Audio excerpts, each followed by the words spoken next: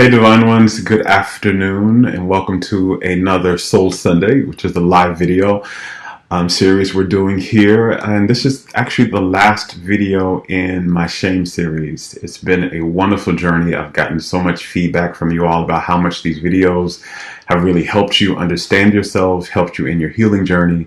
And that has really been my deepest intent, that as I was sharing with you my own healing journey and how I learned to heal my shame, that would help you do the same. So today is the last video, and this particular video of the shame series, although by the way, this is not the last time I will be talking about shame and healing shame.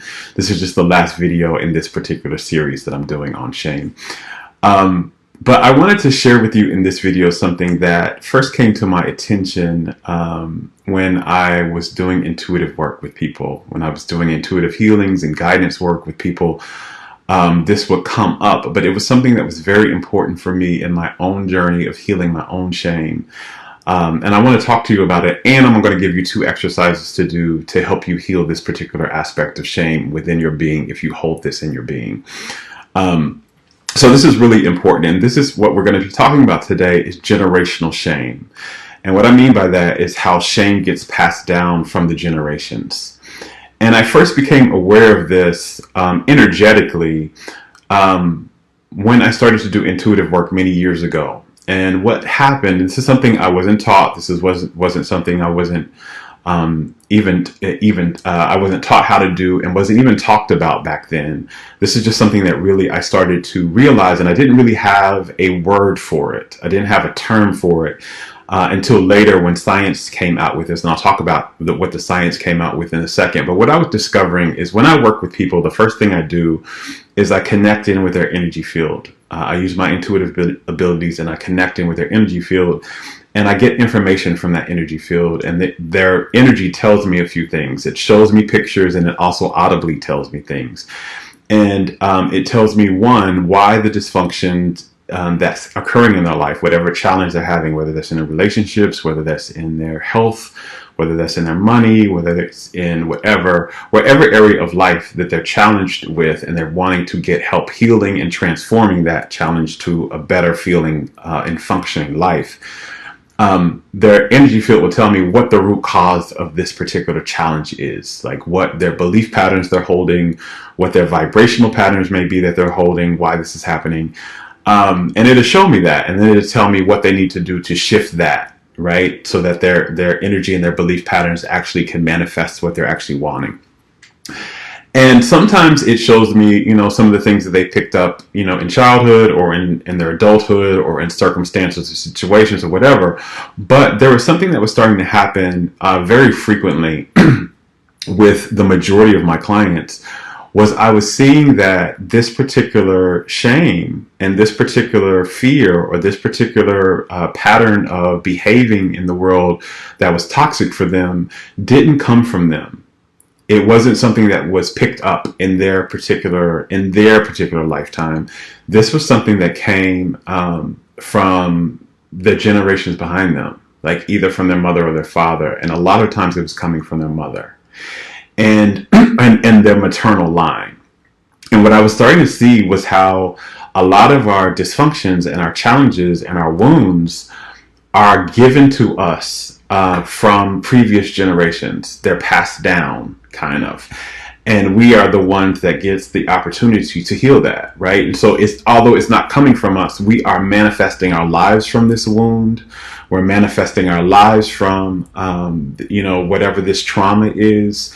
And it's negatively affecting our lives. And so it may not be our fault, meaning it wasn't something that we did. This is not ours. It's not something that we gave to ourselves. It was given to us. It is our responsibility to heal it. Like nobody else can heal it for us but us. And I was starting to see that. And so one thing I do even now in my, and now that I have language, and I'll talk about the language I have for this and where I got the language from in a second, but what I do in my sessions is I really talk to my clients about this didn't come from you, and I can see where it come from. This came from your mother or your father, or this is how it was passed down to them, and this is what the pattern is in your family, and I can help them see how this pattern that's showing up in their lives actually was a pattern in their family before, and then help them heal this pattern.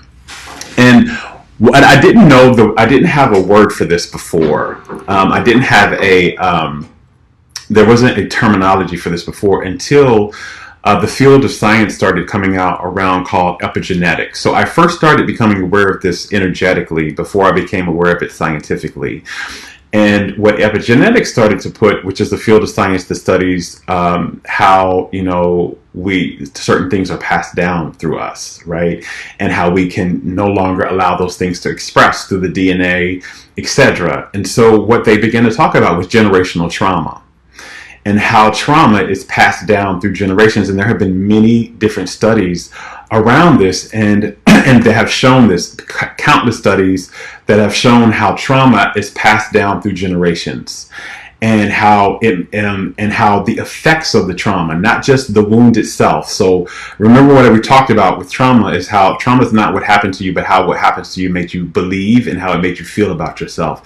Particularly that belief and that feeling disconnected you from how your soul feels about you and how your soul thinks. So you get disconnected from the truth of your being. And so, and so the things that they were showing was that not just the wound itself, like the belief and the feeling, but that the behavior also gets passed down, like the defense mechanisms that the generations adopted from the trauma. The defense mechanisms also get passed down. And so, and again, this is countless studies. You can Google this. I'm not going to share a lot about the studies because in the interest of time, I'm not going to share a lot about them. But there are many different studies that were done. And one particular one that I will share is this one by this researcher, Rachel Yehuda, who is at the Mount Sinai Medical School, was finding that did some studies with the victims from the Holocaust, and found that their children, and not just their children, but their grandchildren, had the same level of cortisol, which is a stress hormone that gets heightened in the body after trauma. And they had some of the same behaviors as their grandparents did. The grandchildren had some of the same level of stress response, cortisol, in their bodies, and some of the same stress and PTSD responses that their grandparents did, who actually experienced the Holocaust, even though the grandchildren were 2 generations removed from it. She also found the same thing. She also did a study looking at women who were pregnant during 9/11 and in New York, and who had trauma from that experience. They found, and they looked at the women's the stress hormones that flood the body when we've experienced the trauma, and they found that the babies that the women had, and that when they became infants, they had the same level of stress hormones in their blood and in their body as the mother, meaning they were having the same level of biological trauma happening, as well as they were having some of the same behaviors, some of the same PTSD responses and behaviors as the mothers did. So even though they did not experience that, right? So this is again showing what they didn't experience, what from science knows. I'm going to share with you something else here, energetically, what we know energetically and spiritually in a second. But so what they've discovered is trauma gets passed down. It gets passed down through the generations. And so what that meant for, what does that mean as it regards to shame? Well, basically what we found, what science has found, is that infants download the stress and the trauma that their parents hold, especially the mother. They download it as early as in utero. And what we found is that the stress hormones, and so what science has found is what stress hormones get passed down through the mother's body into the baby. But this energetically makes all sense. And what we healers and shamans and sages and medicine men know is that when we are babies and we are inside of our mother's womb, we are one with our mother. We're not just 2 separate beings happening. We are literally a part of her. We are a part of our mother. And so whatever stress and trauma and shame she holds, it is part of us as well. She passes it literally through the umbilical cord into us, and it becomes through us. Not just through the physicality of it, but energy, because you're not just sharing a body, you're also sharing your mother's energy field when you're inside of her. And so whatever's been passed down to her that she has not yet healed, she is going to pass to you because you are a part of her. And when I began to understand this particular aspect, that so if our mother's in emotional pain, any type of emotional pain, which shame is an emotional pain, then we as babies will also have that emotional pain. We will also have that. This is why it's so important for mothers who are pregnant to do their emotional and self-loving healing work, to really do the work of loving themselves so they can clear their energy field, so they do not pass their emotional wounds and their stresses onto their children, because that's what happens. Even though, by the way, even the most loving and attentive of mothers, you're going to pass something on, because you're one with your child, and your child is the one who comes to heal it. So having said all of that, what I realized about my shame was that my shame actually, when I began to understand that, I did something where I asked my mother about what she was going through when she was pregnant with me. Like, what was there anything going on? Did she have any emotional stress? Did she have any emotional wounds? Did she have any shame? And what I found out is that my mother felt very ashamed when she was pregnant with me. She held a lot of deep shame when she was pregnant with me, because she was having a child out of wedlock. Even though she was with my father and they were dating and they loved each other, they weren't married. And for her culture and for the time where she grew up in her generation, a woman having a child out of wedlock was a shame on her. It meant something, she was doing something sinful. Especially my mother was a very religious person. And that meant that there was something sinful and that there was something wrong, and she was doing something wrong. And so she held a lot of shame about that, almost to the point where she didn't tell her own mother, my grandmother, that she was pregnant until almost the end. And so she hid that, right? She hid and she suppressed. And so, oh, one second. This is something I need to respond to. I'm sorry.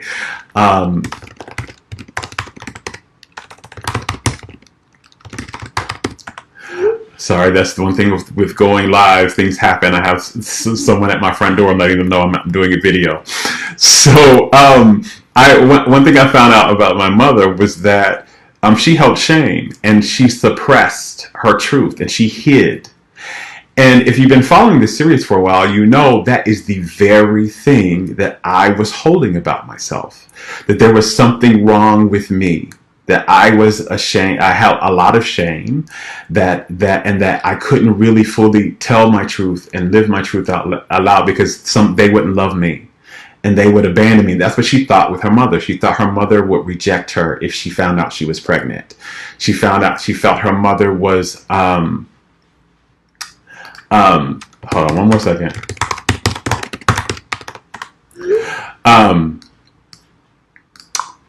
She found out, that she thought her mother would reject her if she found out that my mother was pregnant with me. And so so here I was coming into the world feeling and holding this shame in my being, that there's something wrong with me, and that people knew about my truth, they would abandon me and they would reject me. That was literally the thing I held for most of my life, until I really, really realized, and I began to manifest the life from that. Because it doesn't matter where you get the trauma from, the shame from, or the fear.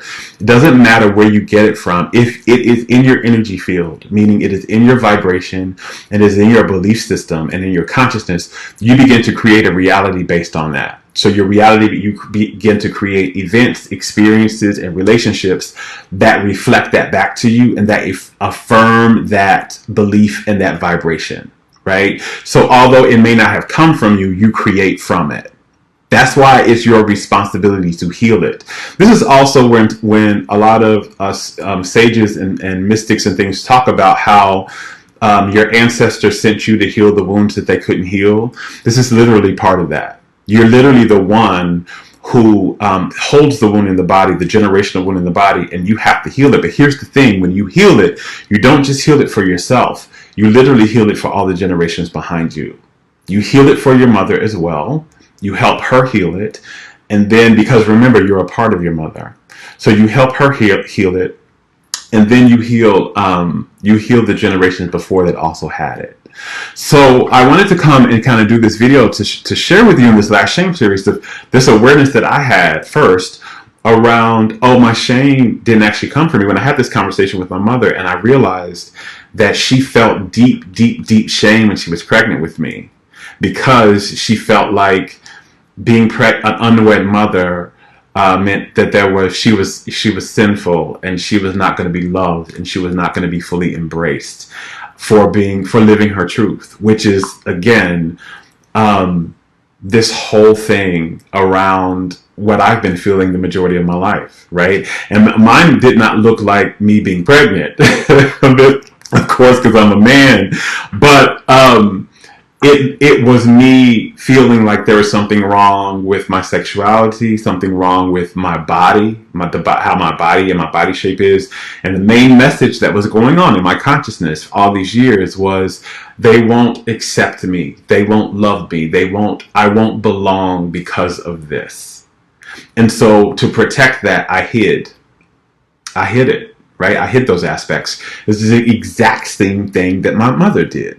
Right, when I was in utero with her, in utero during her pregnancy. That's the exact same thing that she did. This is exact what we passed down. And this is what I teach my clients a lot, especially my clients who are women who are pregnant, about cleaning up their energy field and cleaning up their wounds and really coming into loving themselves and really doing the self-loving work while they're pregnant, so that they pass on as little of any fears or as little of anything negative to the children in utero as possible. So that they pass on as much love as they possibly can, so that their energy field, because again, we share energy fields when we are inside of our mothers, and we share consciousness. So whatever stress, whatever shame, whatever fear the mother is experiencing, she is going to pass it to the child, and it is going to be a part of the child's life when they come out, right? Somehow, some way. And that child is going to have to heal that. And so so here's the thing. So you being a child, if you're watching this, you may have, how do you heal that? How do you heal generational shame? If you have shame, that if you find out, and again, one thing you can do to find out, there are many different ways you can do it, but one of the great things, if your mother is still living and you have a connection with her, you can ask your mother, you can have a conversation with her and ask her, how is she feeling during her pregnancy with you? Was there any stress going on in her life? Was she any shame happening? Was she afraid of anything? And really ask her and have a conversation with her about, what was going on with her during her pregnancy? How was this going? And you'll be able, again, to piece together how she was feeling and what was going on with her life with how some things are showing up in your life.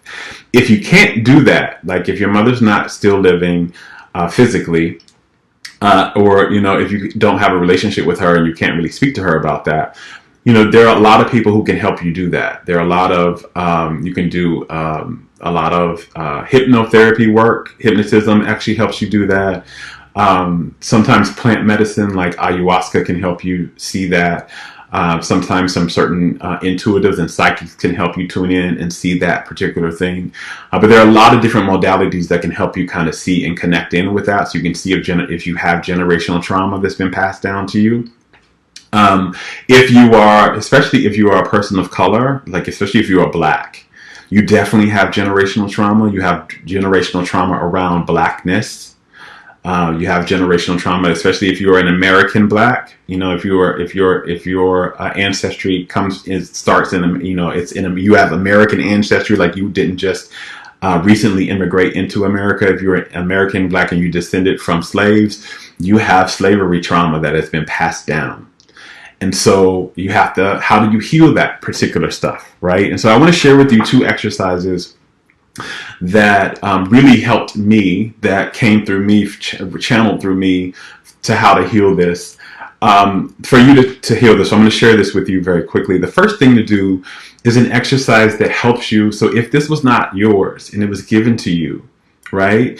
And by the way, this works whether or not you're dealing with your mother, what your mother gave you, or something that happened to you when you were an infant that was given to you, like some messages that you got, whether being teased or in your environment or from caregivers, and a message that wasn't yours, it didn't generate with you, it was given to you by somebody else, but it has negatively affected your life. This helps with that as well. So what you want to do is you want to imagine, you want to sit somewhere that's going to take, 5 to 10 minutes.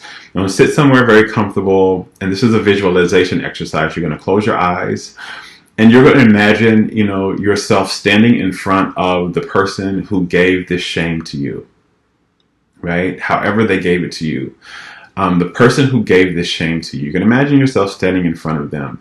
This isn't a, combative stance. You're not trying to fight them or anything. This is just a very loving stance. You are standing in front of each other. You can imagine, you're looking in their eyes with deep, deep, deep love, and them looking back at you with love. And then you want to imagine that you're holding the shame in your hands in a gift box. It was a gift box, right? It's a box. And you can put whatever wrapping you want, whatever color you want this box to be, but you're holding this shame that was given to you in this box. You put it all back into this box. All of the shame that was given to you, you are taking it out of your energy field and you're putting it in this box. And then you want to imagine yourself handing that box back over to them and them taking the box. Right? And taking it, again, them receiving it, and you saying, I no longer need this. This is no longer mine. I'm giving this back to you. And then receiving it and saying, thank you for giving this back to me. I no longer need it either, and I am going to release of it. And so as you give it to them, you release it from yourself fully. And as they take it, you can imagine them, throwing it into a fire. You can imagine them burning it. You can imagine them throwing it to the air and exploding or whatever. But it is gone from both of you. But you are now giving it back. It is not yours to have. You have given it back. And then you walk away from it. And you walk away from that situation feeling free. Feeling free. And freeing your energy field. And being back in your own body. And being back in your own self. Your own being. That's a very simple exercise, a very simple visualization. And again, remember, you want to say, I'm giving this back to you. I no longer need this, and I no longer accept this for my life, right? And them saying thank you, and they no longer need it either, and they are going to dispose of it. And you do that exercise, and you will totally feel this in your energy field. This helps you release this. The other part of this exercise, there are two parts of exercise to healing generational shame, is you have to bring back the pieces of you. The piece of you is the piece of your soul self. The piece of yourself that was disconnected from you when shame was put into you. Because what happens is fear and love cannot live in the same space at the same time. So when we have fear inside of our bodies, which shame is, it's an aspect of fear. So when you have fear inside of your body, wherever you have fear inside of your energy field and wherever you have fear inside of your body, it disconnects a piece of your soul from that part of your being. Because your soul is love. It's the frequency of love. And the frequency of love and the frequency of fear can't exist in the same space at the same time. So whenever shame was put into you, it disconnected a piece of your soul from you at the same time. And so you have to begin to reconnect the part of your soul that you were disconnected from when you held shame. And anytime you hold shame, whether it was given to you, whether you practiced it yourself, whether you got it yourself, wherever shame comes from, it disconnects your soul from you. So you are bringing back the part of love that you have disconnected from yourself by shame. So this exercise, you need to do that. That is actually healing. And when love fully is back connected in your energy field and it's back in your body, that's how your body begins to heal. That's how you begin to manifest, more of the things you want. That's how you become a more love-based and love-filled being, is by really being able to bring a piece of your soul that was disconnected by shame back into the body. So this is an exercise for doing that. So one, you released shame with this exercise from you. You gave it back, right? So you gave it out of your energy field. You gave it out of your body. You put it into this box and you gave it to the person who gave it to you.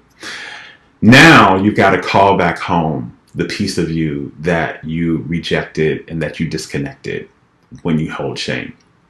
So what you want to do is, again, if you look at these past videos, you really can discover what part of you was disconnected. So for me, I disconnected my body I disconnected, my soul self from my body, because my body was where I held the shame from.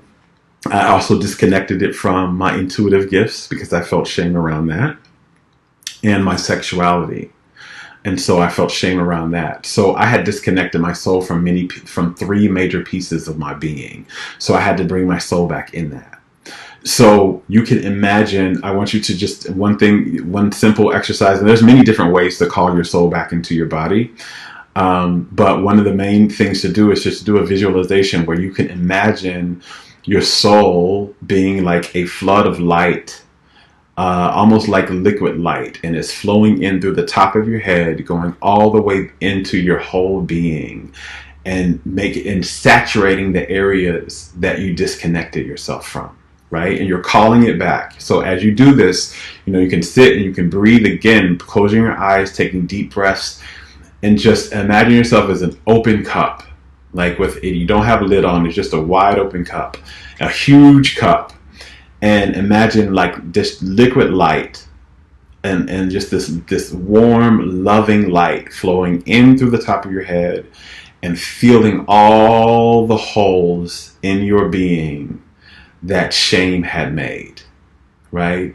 So if there's a shame around your sexuality, imagine it feeling that part of your heart around your sexuality. There's shame around your body. If there's shame around your intellect or your personality, if there's shame around your intuitive gifts, if there's shame around any aspect of your personality, identity, or body, imagine that light flowing in, coming back in, filling that up and saturating it. So to where your body your body is filled with light. There's no holes, there's no leaks, there's no drains, and it just expands out with light. And you're calling it back. I'm calling all the pieces of me back. As you say this, as you're imagining this, you can say outwardly, I'm calling all the pieces of me back home to me. It is safe to be in my body. It is safe to be in my energy.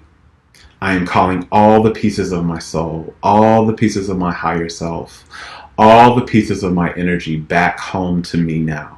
It is safe to be in myself, right? And just imagine this until you feel fully full and whole and filled with light, right? And that's how you can do this exercise for however long you want, 5 to 10 minutes. You can do it longer, and do it for several days. I love to do this practice for at least 2 weeks straight. So you can feel for 2 weeks every day. So you can begin to feel yourself coming back home to yourself. You are bringing your soul back home into the body, right? That's what it does. Because again, shame disconnects us. And another way, just in the last few, minute that we have here, you do those two exercises. You give the gift of shame back to the person. You bring the parts that you were disconnected from back home into your being. And then another way, this, actually physical, this is the energetic way, but there are physical ways to bring ourselves back into our body. There are practices like yoga, helps you bring your soul's energy back into your body. Dancing helps you really connect in and bring even if you're not a great dancer, just dance, right? That's actually the process and the practice of bringing our soul's energy into our body. Walking in nature is another way of bringing our soul's energy into our body, especially if you can walk in nature barefoot, right? So walking on the beach barefoot, walking in, through the forest barefoot or whatever, you can do that. Barefoot actually grounds your soul's energy to your body and into this earth. There are different ways just physically that you can do those. Those are some of those. You can look up many other ways, but do this process, and this is going to help you bring your soul back into your body after you've lived a life of shame. So once you've done the work to heal the shame, bring your body back, bring your soul's energy back in. And if you need help and you know you want further help with shame and healing that shame, please reach out. This is the work that I do. This is what I do as an intuitive guide. I help people heal themselves and experience the true wellness and joy that they desire and deserve through the practice of loving themselves more. That's my whole work on the planet. And so if you really want further help with me, please feel free to reach out and book a session with me. And we can definitely do that. But try these exercises, you guys. This will definitely help you heal any type of generational shame. And thank you all deeply from the bottom of my heart for watching all these videos in my shame series. I truly hope it helped you. I truly hope it awakened you to where you may have been holding shame in your life and how you need to do the really self-loving work of bringing yourself back home to yourself so that you can heal and enjoy the wellness and joy you deserve. Until next time, you guys, I love you. Much love. Now go love yourself. Bye.